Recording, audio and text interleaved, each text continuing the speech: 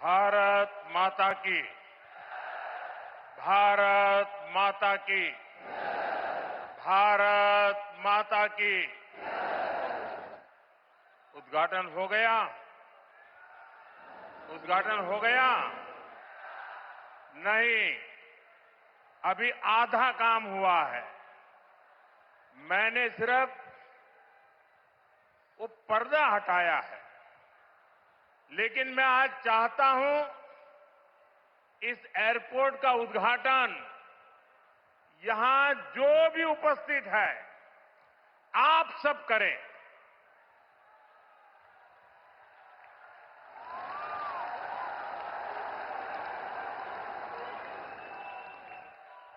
और इसलिए आप अपना मोबाइल फोन निकालिए, अपने मोबाइल फोन का फ्लैश लाइट कीजिए और आप इसका उद्घाटन कर रहे हैं।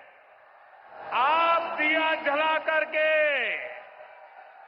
यहां उपस्थित हर व्यक्ति आज इस एयरपोर्ट का उद्घाटन कर रहा है। ये आपकी अमानत है, ये आपका भविष्य है, ये आपका पुरुषार्थ है और इसलिए उसका उद्घाटन भी आपके हाथों से हो रहा है। आप अपने भारत माता की जय बोल करके हाथ ऊपर करके फ्लैश लाइट पूरी तरह से दिखाइए। भारत माता की। भारत माता की। भारत माता की। बहुत बहुत धन्यवाद। अब उद्घाटन हो गया।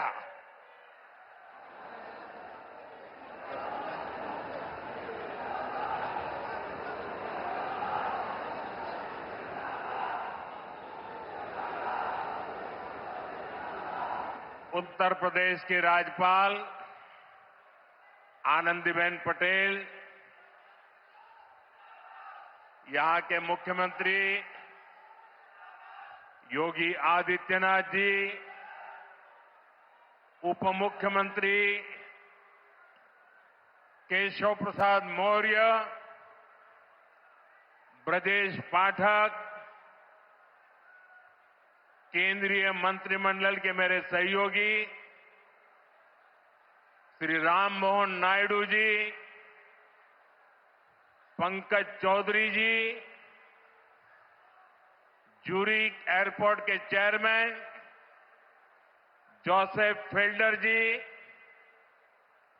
अन्य मंत्रीगण, सांसद, विधायक, अन्य महानुभाव और मेरे प्यारे भाई और बहनों,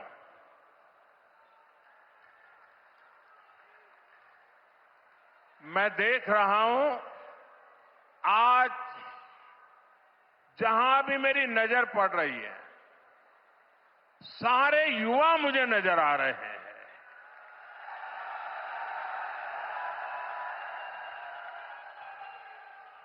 उत्साह से भरे युवा हैं, जोश से भरे हुए युवा है, क्योंकि इन युवाओं को पता है कि ये जो काम हो रहा है ना, ये नौजवानों का भविष्य को नई उड़ान देने वाला काम हो रहा है। आज हम विकसित यूपी, विकसित भारत अभियान का एक नया अध्याय शुरू कर रहे हैं। देश का सबसे बड़ा प्रदेश आज देश के सबसे अधिक इंटरनेशनल एयरपोर्ट्स वाले राज्यों में से एक हो गया है और आज मेरे लिए गर्व और प्रसन्नता के दो कारण हैं। एक तो ये है इस एयरपोर्ट का शिलान्यास भी करने का सौभाग्य आप सबने मुझे दिया था और आप सबने इस एयरपोर्ट के उद्घाटन का सौभाग्य भी मुझे दिया। लेकिन मैंने उस सौभाग्य को आपके साथ बांट दिया और आपके हाथों से उद्घाटन करवा दिया। दूसरा, जिस उत्तर प्रदेश ने मुझे अपना प्रतिनिधि चुना, जिस उत्तर प्रदेश ने मुझे सांसद बनाया, उसकी पहचान के साथ, उस उत्तर प्रदेश की पहचान के साथ इस भव्य एयरपोर्ट का नाम भी जुड़ गया है। साथियों, नोएडा का ये एयरपोर्ट आगरा, मथुरा, अलीगढ़, गाजियाबाद, मेरठ, इटावा, बुलंदशहर, फरीदाबाद, इस पूरे क्षेत्र को बहुत बड़ा लाभ होने वाला है। हिंदुस्तान को और उत्तर प्रदेश को तो होना ही होना है। ये एयरपोर्ट पश्चिमी उत्तर प्रदेश के किसानों, छोटे और लघु उद्योगों, यहां के नौजवानों के लिए अनेक नए अवसर लेकर आने वाला है। यहां से दुनिया के लिए विमान तो उड़ेंगे ही, साथ ही ये विकसित उत्तर प्रदेश की उड़ान का भी प्रतीक बनेगा। मैं उत्तर प्रदेश को विशेष रूप से पश्चिम उत्तर प्रदेश की जनता को इस भव्य एयरपोर्ट के लिए बहुत बहुत बधाई देता हूं। साथियों, आज का ये कार्यक्रम भारत के नए मिजाज का प्रतीक है। आप सभी देख रहे हैं कि आज पूरा विश्व कितना चिंतित है। पश्चिम एशिया में 1 महीने से युद्ध चल रहा है। युद्ध की वजह से कई सारे देशों में खाने पीने के सामान, पेट्रोल, डीजल, गैस, खाद, ऐसी कई जरूरी चीजों का चारों तरफ संकट पैदा हो गया है। हर देश इस संकट का सामना करने के लिए कुछ न कुछ कोशिश कर रहा है, प्रयास कर रहा है। और हमारा भारत भी इस संकट का पूरी शक्ति से मुकाबला कर रहा है। देशवासियों की ताकत के भरोसे कर रहा है। भारत तो बहुत बड़ी मात्रा में कच्चा तेल और गैस, ये जहां युद्ध चल रहा है ना, इस युद्ध से प्रभावित इलाके से मंगाता है।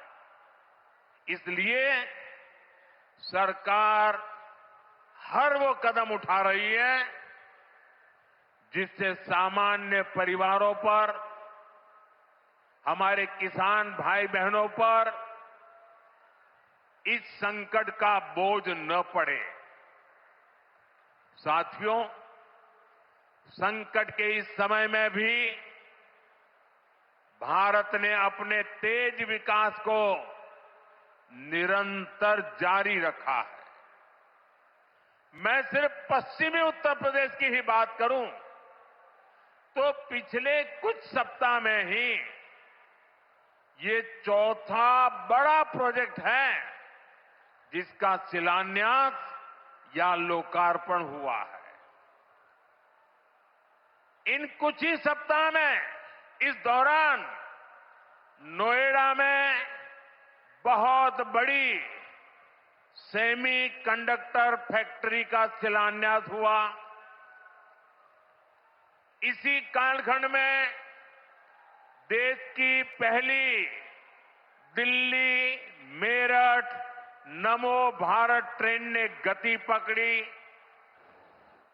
इसी कालखंड में मेरठ मेट्रो का विस्तार किया गया और इतने कम समय में आज नोएडा इंटरनेशनल एयरपोर्ट का आप सबके हाथों से उद्घाटन भी हो गया। साथियों, ये सारे प्रोजेक्ट्स यूपी के विकास के लिए डबल इंजन सरकार के प्रयासों का शानदार उदाहरण है। सेमीकंडक्टर फैक्ट्री भारत को टेक्नोलॉजी में आत्मनिर्भर बना रही है। मेरठ मेट्रो और नमो भारत रेल तेज और स्मार्ट कनेक्टिविटी दे रही है और ये हमारा जेवर एयरपोर्ट पूरे उत्तर भारत को दुनिया से जोड़ रहा है। और आपने अभी वीडियो में देखा, ये ऐसा एयरपोर्ट बन रहा है, हर 2 मिनट में एक जहाज उड़ेगा, हर 2 मिनट में एक जहाज उड़ेगा। पहले सपा वालों ने नोएडा को अपनी लूट का एटीएम बना लिया था, लेकिन आज भाजपा सरकार में वही नोएडा यूपी के विकास का सशक्त इंजन बन रहा है। साथियों, जेवर का ये एयरपोर्ट डबल इंजन सरकार की कार्य संस्कृति का भी बहुत अच्छा उदाहरण है। अब आप सोचिए, इस एयरपोर्ट को अटल बिहारी वाजपेयी जी की सरकार ने 2003 में ही फाइल में मंजूरी दे दी थी। 2003 में आप में से बहुत होंगे जिसका जन्म नहीं हुआ होगा, बहुत वो लोग होंगे जो उस समय 25-30 साल के 35 साल के हुए होंगे और आज रिटायर्ड की हो गए, लेकिन एयरपोर्ट नहीं बना। लेकिन केंद्र में कांग्रेस और यहां की पहले की सरकारों ने सालों तक इस एयरपोर्ट की नींव तक नहीं पड़ने दी। 2004 से 2014 तक ये एयरपोर्ट फाइलों में ही दबा रहा। जब हमारी सरकार बनी तो यूपी में सपा की सरकार थी। शुरू के 2-3 सालों में सपा वालों ने इस पर काम नहीं होने दिया, लेकिन जैसे ही यहां भाजपा एनडीए की सरकार बनी, दिल्ली में भाजपा एनडीए की सरकार बनी, तो जेवर एयरपोर्ट की नींव भी पड़ी, निर्माण भी हुआ और अब ये शुरू भी हो गया है। साथियों, एयरपोर्ट के अलावा ये क्षेत्र देश के 2 बड़े फ्रेट कॉरिडोर का भी हब बन रहा है। ये फ्रेट कॉरिडोर मालगाड़ियों के लिए बिछाई गई स्पेशल पटरियां हैं। इससे उत्तर भारत की बंगाल और गुजरात के समंदर से कनेक्टिविटी बेहतर हो गई है और दादरी वो स्थान है जहां ये दोनों कॉरिडोर्स आपस में मिलते हैं। यानी यहां किसान जो उगाते हैं, यहां उद्योग जो कुछ बनाते हैं, वो जमीन से, हवाई मार्ग से दुनिया के कोने कोने तक तेजी से जा पाएगा। ऐसी मल्टी मॉडल कनेक्टिविटी के कारण यूपी दुनिया भर के निवेशकों के लिए बहुत बड़ा आकर्षण बन रहा है। साथियों, जिस नोएडा को पहले अंधविश्वास के कारण अपने हाल पर छोड़ दिया गया था, कुर्सी जाने के डर से पहले के सत्ताधारी यहां आने से डरते थे। मुझे याद है यहां की सपा सरकार थी और मैंने नोएडा आने का कार्यक्रम बनाया तो मुख्यमंत्री इतने डरे हुए थे कि वो उस कार्यक्रम में नहीं आए और मुझे भी डराने की लोगों ने कोशिश की कि नोएडा मत जाओ मोदी जी, अभी अभी प्रधानमंत्री बने हो। मैंने कहा इस धरती का आशीर्वाद लेने जा रहा हूं जो मुझे लंबे अरसे तक सेवा करने का मौका देगा।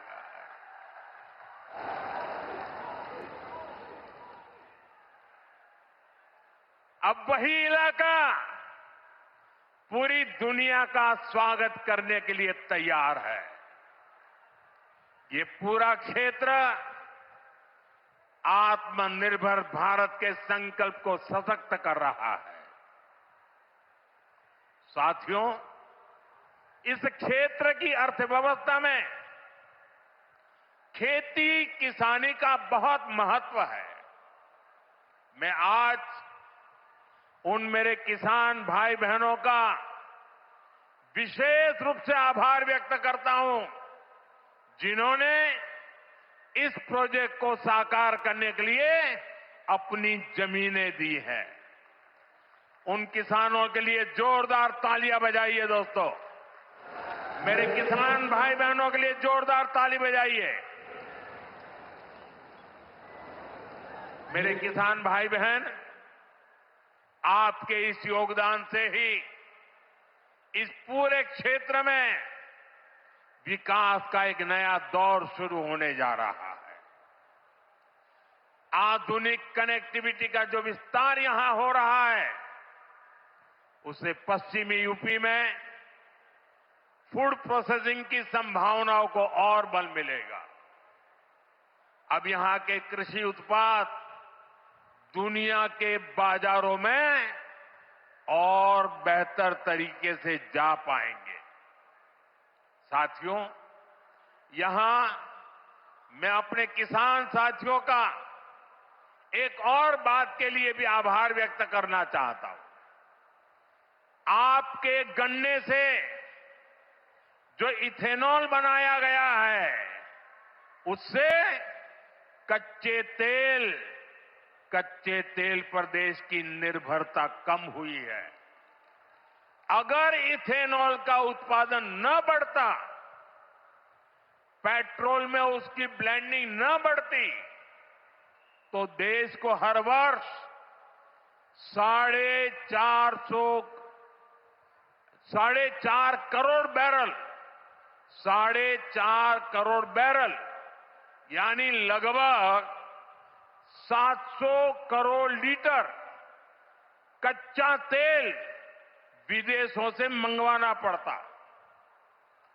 किसानों के परिश्रम ने देश को इस संकट के समय में इतनी बड़ी राहत दी है। साथियों, इथेनॉल से देश को तो फायदा हुआ ही है, किसानों को भी बहुत बड़ा लाभ हुआ है। इससे करीब 1.5 लाख करोड़ रुपए की विदेशी मुद्रा बची है। यानी इथेनॉल न बनाते तो ये पैसा विदेश जाना तय था। बीते वर्षों में इतना सारा पैसा देश के किसानों को मिला है, गन्ना किसानों को मिला है। साथियों, यहां के गन्ना किसानों ने तो पहले के वो दिन भी देखे हैं जब कई कई सालों तक गन्ने का बकाया लटका रहता था। लेकिन आज भाजपा की डबल इंजन सरकार के प्रयासों से गन्ना किसानों की स्थिति बेहतर हुई है। साथियों, किसी भी देश में एयरपोर्ट सिर्फ एक सामान्य सुविधा नहीं होता। ये एयरपोर्ट प्रगति को भी उड़ान देते हैं। साल 2014 से पहले देश में सिर्फ 74 एयरपोर्ट थे। आज 160 से अधिक एयरपोर्ट देश में है। अब महानगरों के अलावा देश के छोटे छोटे शहरों में भी हवाई कनेक्टिविटी पहुंच रही है। पहले जो सरकारें रही हैं, वे मानती थी कि हवाई यात्रा सिर्फ अमीरों के लिए ही होनी चाहिए। लेकिन भाजपा सरकार ने सामान्य भारतीयों के लिए हवाई यात्रा को आसान बना दिया। हमारी सरकार ने उत्तर प्रदेश में हवाई अड्डों के नेटवर्क का तेजी से विस्तार करते हुए उनकी संख्या बढ़ाकर 17 कर दी है। साथियों, भाजपा सरकार का निरंतर प्रयास रहा है कि एयरपोर्ट भी बने और किराया भाड़ा भी सामान्य परिवारों की पहुंच में रहे। इसलिए हमने उड़ान योजना शुरू की थी। इस स्कीम के कारण बीते कुछ सालों में 1,60,00,000 से अधिक देशवासियों ने उड़ान योजना से टिकट लेकर सस्ती दरों पर हवाई यात्रा की है। और मैं आपको एक और जानकारी देना चाहता हूं। हाल में ही केंद्र सरकार ने उड़ान योजना को और विस्तार दिया है। इसके लिए लगभग 29,000 करोड़ रुपए की स्वीकृति दी गई है। आने वाले वर्षों में इसके तहत छोटे छोटे शहरों में 100 नए एयरपोर्ट और 200 नए हेलीपैड बनाने की योजना है। यूपी को भी इससे बहुत अधिक लाभ होगा। साथियों, भारत का एविएशन सेक्टर बहुत तेजी से गति और विकास कर रहा है। जैसे जैसे भारत में नए नए एयरपोर्ट बन रहे हैं, वैसे वैसे नए हवाई जहाजों की जरूरत भी बढ़ती जा रही है। इसलिए देश की अलग अलग एयरलाइंस ने सैकड़ों नए जहाजों के ऑर्डर दिए हैं। ये जो नई सुविधाएं, नए जहाज आ रहे हैं, इनको उड़ान वाले और इसको उड़ाने वाले, इनमें सर्विस देने वाले, मेंटेनेंस से जुड़े, ऐसे हर काम के लिए बहुत बड़ी संख्या में वर्कफोर्स की जरूरत होगी। ये युवाओं के लिए बहुत बड़ा अवसर है। इसलिए हमारी सरकार एविएशन सेक्टर में ट्रेनिंग की सुविधाओं का भी विस्तार कर रही है। साथियों, आप जब अपनी कोई गाड़ी खरीदते हैं तो ये जरूर देखते हैं कि उस गाड़ी बनाने वाली कंपनी का सर्विसिंग सेंटर आसपास है या नहीं है। आप जानकर हैरान हो जाएंगे कि हमारे देश में हवाई जहाजों की सर्विसिंग यानी उनके मेंटेनेंस, रिपेयर एंड ओवरहॉल की पुख्ता व्यवस्था ही नहीं थी। भारत के 85 एयरपोर्ट 85% हवाई जहाजों को आज भी मेंटेनेंस, रिपेयर एंड ओवरहॉल यानी एमआरओ के लिए इस काम के लिए विदेश भेजना पड़ता है। इसलिए हमारी सरकार ने ठाना है कि एमआरओ सेक्टर में भी भारत को आत्मनिर्भर बनाएंगे। अब भारत में ही बहुत बड़े पैमाने पर एमआरओ सुविधाएं विकसित की जा रही है। आज यहां जेवर में भी एमआरओ सुविधा का शिलान्यास हुआ है। ये सुविधा जब तैयार हो जाएगी तो ये देश विदेश के विमानों को सेवा देगी। इससे देश को कमाई भी होगी, हमारा पैसा भी देश में ही रहेगा और युवाओं को अनेक रोजगार भी मिलेंगे। साथियों, आज हमारी सरकार की प्राथमिकता देश के नागरिकों की सुविधा है। देश के नागरिक का समय बचे और उसकी जेब पर ज्यादा बोझ भी न पड़े, ये हमारा लक्ष्य है। मेट्रो और वंदे भारत जैसी आधुनिक रेल सेवाओं का इसी भाव से ही विस्तार किया जा रहा है। दिल्ली मेरठ नमो भारत रेल, इसका कितना फायदा हो रहा है ये भी हम सब देख रहे हैं। अभी तक नमो भारत 2.5 करोड़ से अधिक लोग सफर कर चुके हैं। दिल्ली मेरठ के जिस सफर में पहले घंटों लग जाते थे, अब वो सफर मिनटों में ही पूरा हो रहा है। साथियों, विकसित भारत के विकसित आधुनिक इंफ्रास्ट्रक्चर पर हमारी सरकार अभूतपूर्व निवेश कर रही है।